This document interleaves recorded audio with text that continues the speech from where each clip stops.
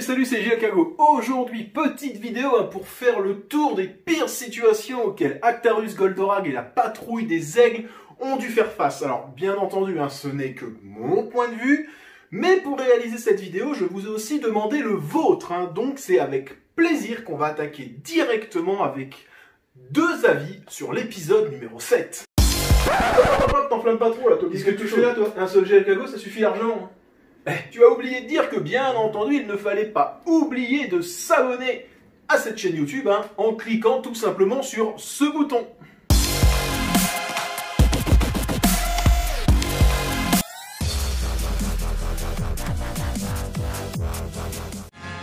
Aujourd'hui, Goldorak dans Le Festin des Loups. Hello Giacago, alors pour ma part, je pense que je serais pas seul à le dire, mais pour ma part, ça reste Janus. En tout cas de mes souvenirs d'enfant, c'est quand même celui qui m'a fait le plus flipper, parce que c'est, à un moment donné, la seule solution pour Actarus, c'est de fuir. Sur le premier combat, et sur le deuxième, c'est quand même les navettes de Vega qui foutent Janus par terre. Donc on saura jamais, en fait, finalement, ce qui se serait passé si... c'est ce que je me suis dit étant gosse.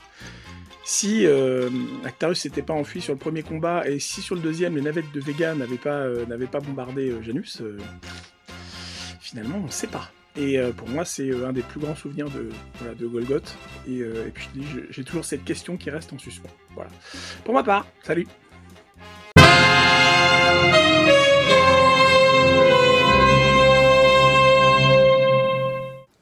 Salut Giacago! Salut messieurs dames! Alors pour ma part, j'aimerais bien parler de l'épisode numéro 7, Le Festin des Loups. Ouais, alors un épisode, je pense que nous avons tous apprécié.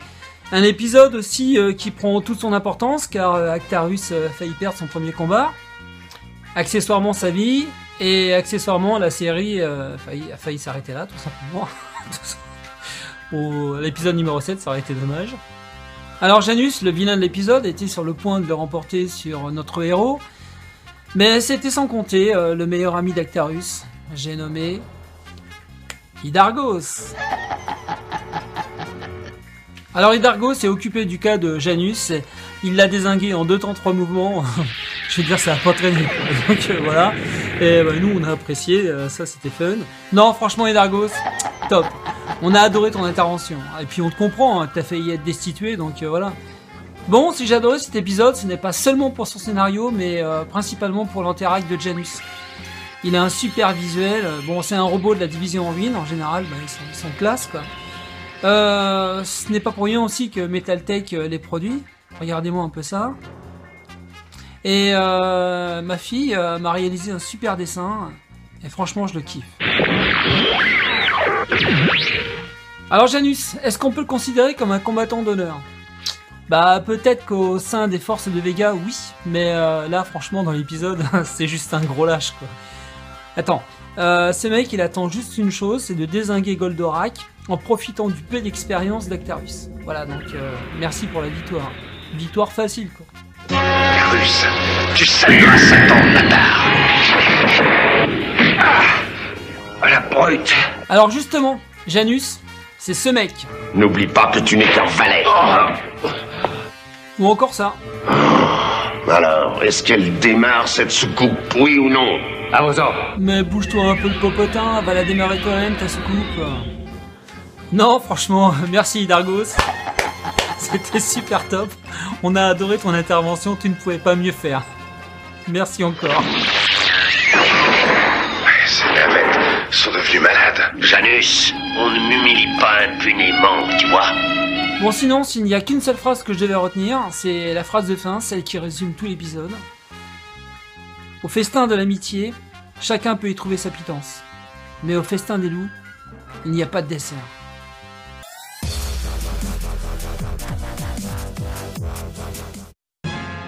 Aujourd'hui, Goldorak dans Le jour où le soleil s'arrêta.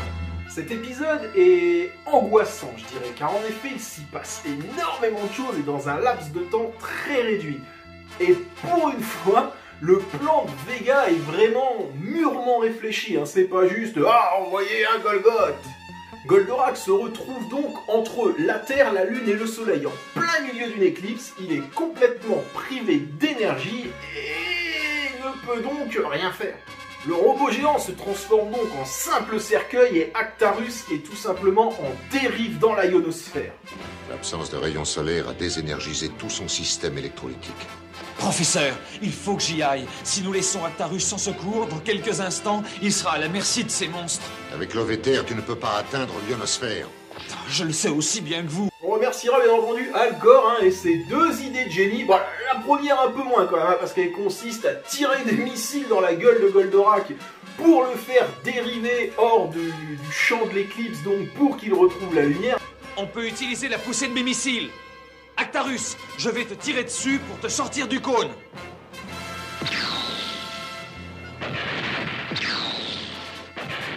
Ah, il est devenu cinglé. Arrête ça!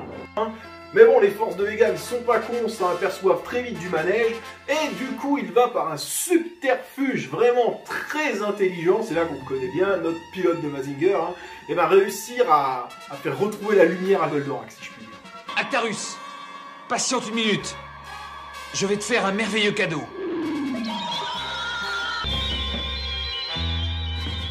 D'où vient ce rayon? Fantastique. Alcor capte les rayons du soleil et me les renvoie. Parfait. J'ai assez d'énergie. Et maintenant, nous allons rire. On aperçoit aussi dans cet épisode le corps fantasmé du grand stratégaire, hein, dans un fantasme d'Idargos. Donc c'est assez rigolo parce qu'il est vraiment matérialisé, tout petit, avec une grosse tête, donc voilà. C'est vraiment fantasmé, on va dire. Et on apprend aussi, par ailleurs, hein, que les armées de Vega, ils viennent d'Allemagne. Oui, parce que si jamais ça, c'est pas une croix de fer, moi, je ne suis pas GL Kago.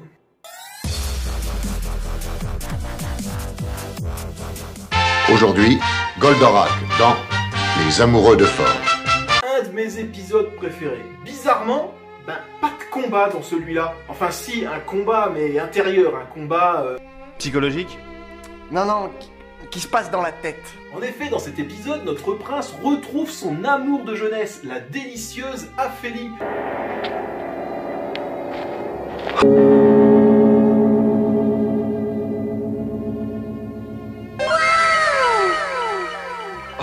Aphélie.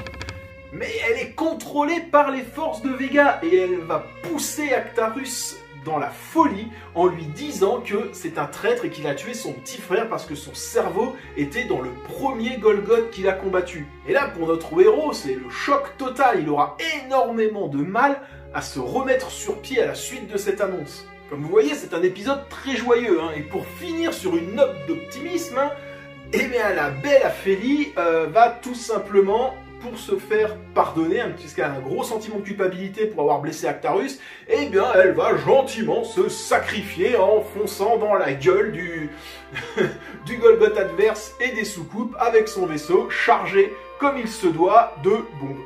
Voilà, tout simplement. Alors que entre nous, elle est un peu con, hein, parce que à un moment où elle se fait péter la gueule, il y a Actarus, il est 50 mètres derrière avec Goldorak, et il aurait très bien pu s'en charger. Mais bon, que voulez-vous, les femmes?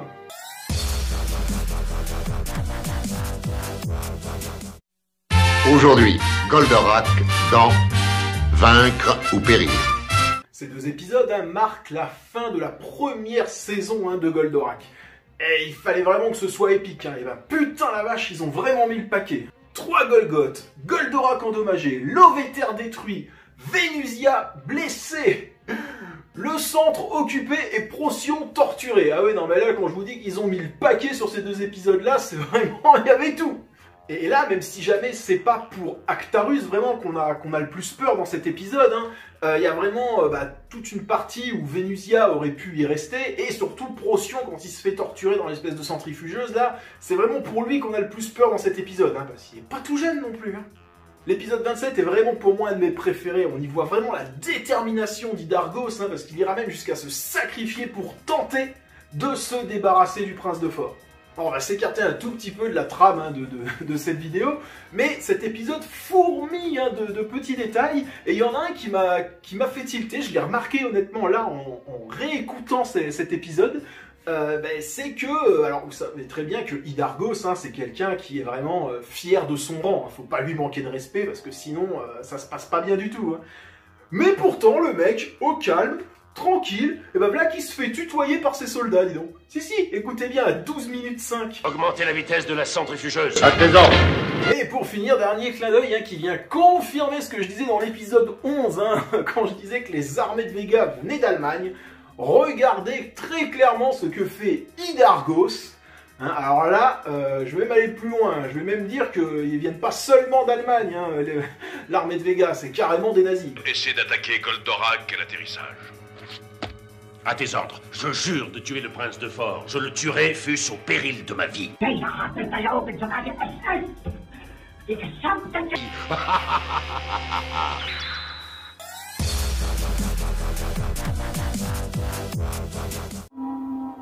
Aujourd'hui, Goldorak dans Le mercenaire de l'oppression.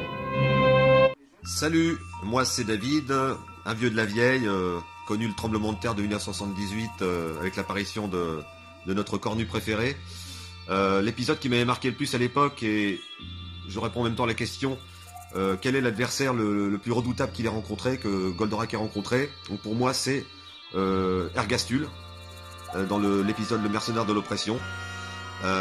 Pourquoi? Parce que c'est un adversaire valeureux, qui a un sens de l'honneur, même s'il a été un mercenaire de l'oppression, il a fait la guerre, il est extrêmement aguerri, il maîtrise parfaitement sa machine, qui bénéficie d'une vitesse stupéfiante, donc Goldorak est complètement à sa merci, et il a le coup de grâce au bout du bouton, il arrête vraiment au dernier moment pour essayer de le châtier plus tard. Il y a son sacrifice à la fin. Mais vraiment, c'est un adversaire qui m'avait marqué. Voilà. Même s'il y a d'autres Antera, comme celui de Janus, qui est redoutable aussi. Le monstre goth, Kingori, qui est aussi redoutable. Mais voilà, pour moi, c'est vraiment Ergastul qui remporte la palme. Et son Anterac à la fin de l'épisode n'est pas détruit. Ce qui fait que on pourrait se demander si éventuellement... comment dirais-je, Alcor n'aurait pas pu le récupérer, ça pourrait faire un petit what if, un petit scénario sympa. Donc voilà, pour moi c'est Ergastul.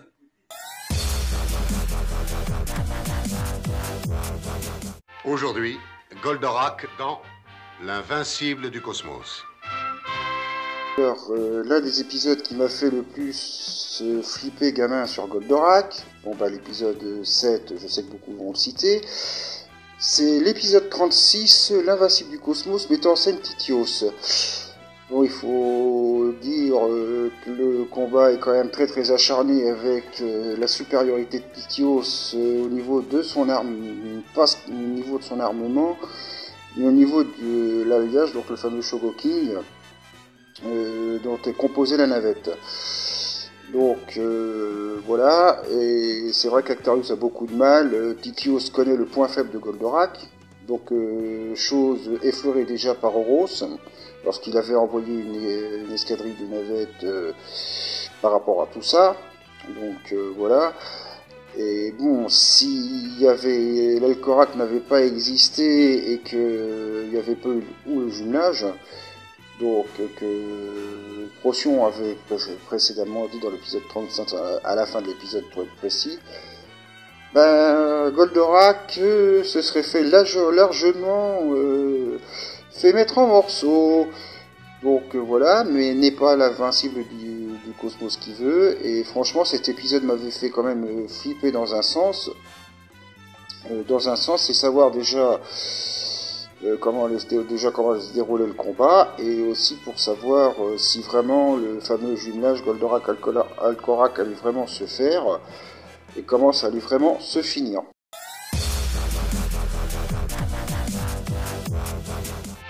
Aujourd'hui, Goldorak dans Une étoile est morte.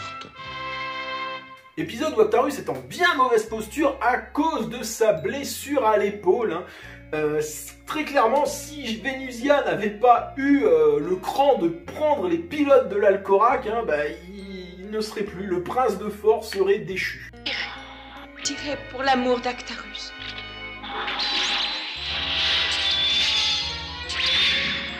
Voilà. Et c'est un épisode important parce qu'il marque vraiment, pour Vénusia, le passage de la fille de fermier Nunuche hein, à la guerrière que l'on connaîtra par la suite. Aujourd'hui, Goldorak dans La Bête.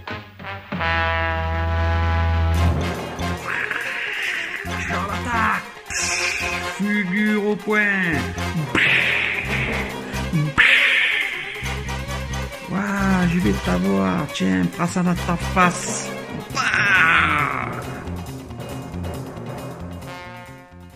Salut. Donc, t'as deviné de qui j'allais parler, je suppose. Voilà, je vais parler de Kingori. Un ennemi, Goldorak. J'ai choisi un Golgoth. Parce que, bon, j'adorais la baston, quoi, en fait. Moi, ce que je voulais voir, c'était Goldorak combattre un Golgoth. Donc déjà, c'était un Golgoth, il fallait que je choisisse. Après, pour quelle raison ce Kingori? Kingori, parce que il y a une scène qui m'a marqué, voilà, qui m'a marqué, quoi. Je vais te la montrer, d'ailleurs, cette scène. Elle m'avait choqué étant petit. Et choqué, voilà. Donc, hop, voilà. C'est cette scène-là. Comment, non mais sérieux, comment est-ce que Goldorak peut se faire arracher un bras? C'était impossible. Je me suis dit, bah, ça y est, il va finir sans bras, quoi, le Goldorak, quoi. Comment il va faire, quoi? C'était pas possible. Ça m'avait... Bon, enfin, il a été réparé quand même, du coup, mais voilà. Donc déjà, c'est cette scène qui m'avait marqué, le fait que Kingori arrache le bras. Et puis, autre chose, c'est que... Kingori, c'était la nouvelle génération de monstres. Et ils avaient pris, c'est flagrant, mais ils avaient rendu hommage à King Kong, quoi, en fait. Ils avaient foutu un gros gorille avec une armure, donc il avait la force bestiale du gorille, et puis il était protégé, hyper protégé. En plus, il grimpe sur un immeuble avec Vénusia dans les mains. Enfin, vraiment, voilà, c'était King Kong, quoi, en fait. Donc ce mélange-là, en fait, je pense que c'est un ennemi qui m'avait bien marqué, quoi. Voilà, hein, c'est tout simple, hein, c'est ça, hein, le fait que bon, Goldorak se fasse arracher le bras, et puis le fait que il rende hommage à King Kong, j'avais trouvé ça kiffant, quoi. Voilà, bon, je suis content quand même que Goldorak ait retrouvé son bras. Hein, bon, allez, salut, à bientôt, ciao.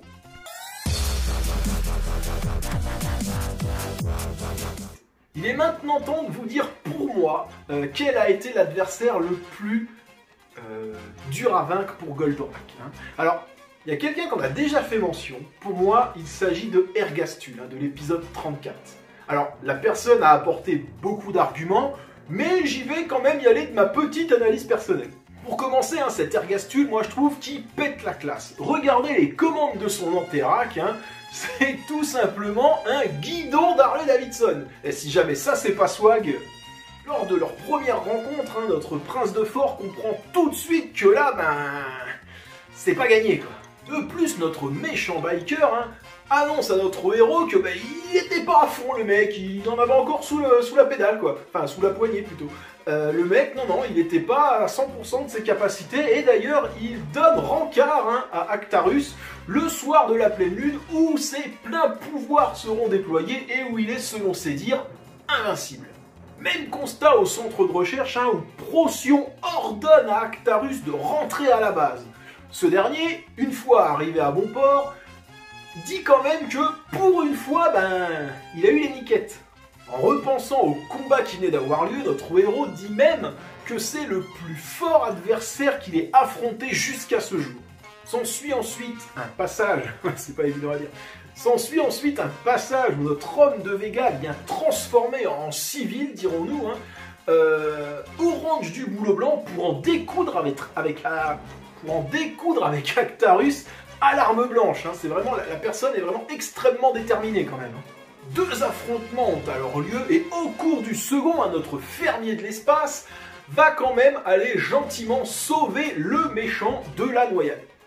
Ce dernier se demande bien pourquoi la personne qu'il est venu tuer le sauve comme ça alors qu'il aurait très bien pu le laisser crever comme une merde dans la flotte. Après une brève discussion avec Vénusia, hein, notre méchant biker, se rend compte qu'il n'a pas suivi la bonne voie. Hein. Lors de l'affrontement final, hein, Ergastul se laissera vaincre par le prince de Fort sans même broncher, sans riposter, un peu comme une forme de rédemption. Actarus le dit même, hein, tu t'es laissé battre, tu n'as même pas riposté. Pour moi, cet épisode ne nous propose pas seulement l'un des plus grands adversaires de Goldorak, mais tout simplement l'un des meilleurs épisodes de la série.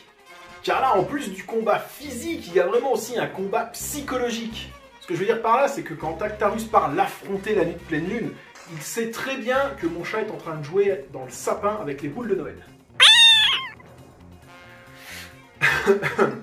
Il sait très bien qu'il a très peu de chances d'en revenir vivant, voire même zéro. Et le mec, il y va quand même. Voilà, c'est vraiment une grosse preuve de courage du prince. Le seul truc dommage au final dans cet épisode, hein, le seul défaut qu'il a, c'est qu'il aurait dû être en deux parties, hein, pour vraiment montrer le cheminement d'Ergastul donc vers son changement d'opinion. Je pense qu'il y avait vraiment mieux à faire sur 2 épisodes. Mais bon, il figure quand même dans ma shortlist, hein, vraiment du top 3, voire top 5 de mes épisodes préférés. Il y a quand même 2-3 trucs un peu bizarres au final dans cet épisode. C'est que Ergastul, le mec, il est super puissant, super balèze.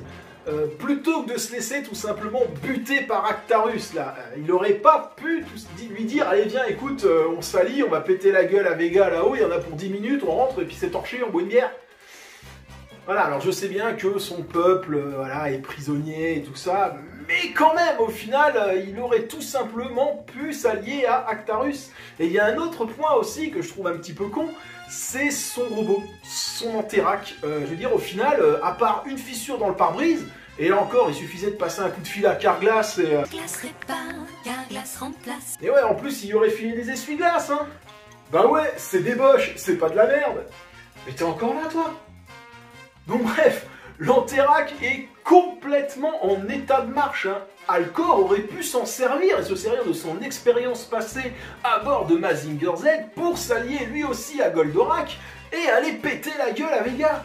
Ou au pire des cas, Vega aurait pu récupérer ce Golgoth, à moins qu'il ne puisse être piloté que par Ergastul, ce qui est aussi envisageable. Il y a bien évidemment d'autres épisodes hein, où le prince de Fort est en mauvaise posture. Le 13, le 15, le 20, le 58... le 64, le 66, voilà, ça après c'est vraiment propre à chacun.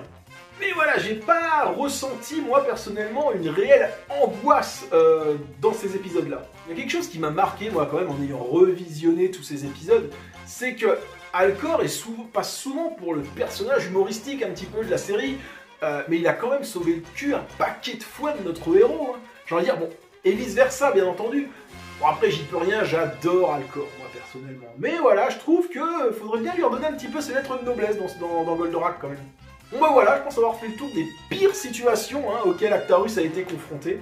Je remercie bien entendu hein, une nouvelle fois toutes les personnes qui ont participé à cette vidéo. Hein. Ça me fait vraiment toujours chaud au cœur de partager ça avec vous, je sais que ça vous fait plaisir aussi.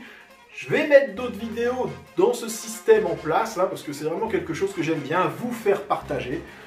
Et puis bien entendu, si vous n'avez pas eu le temps ou vous n'avez pas vu mon annonce pour participer à cette vidéo, il n'est pas trop tard hein, pour me faire part de vos avis dans les commentaires de cette vidéo. Alors de préférence, hein, commentez directement sur la vidéo YouTube, hein, c'est meilleur pour le référencement, parce que vous êtes beaucoup à m'écrire sur Facebook après, mais le mieux pour moi, hein, si vous aimez ma chaîne, si vous voulez me soutenir, le mieux c'est de le faire directement sur YouTube. Voilà, écoutez, merci pour moi, je vous laisse, je vous dis à la prochaine pour une nouvelle histoire de GLK Go. 1, 2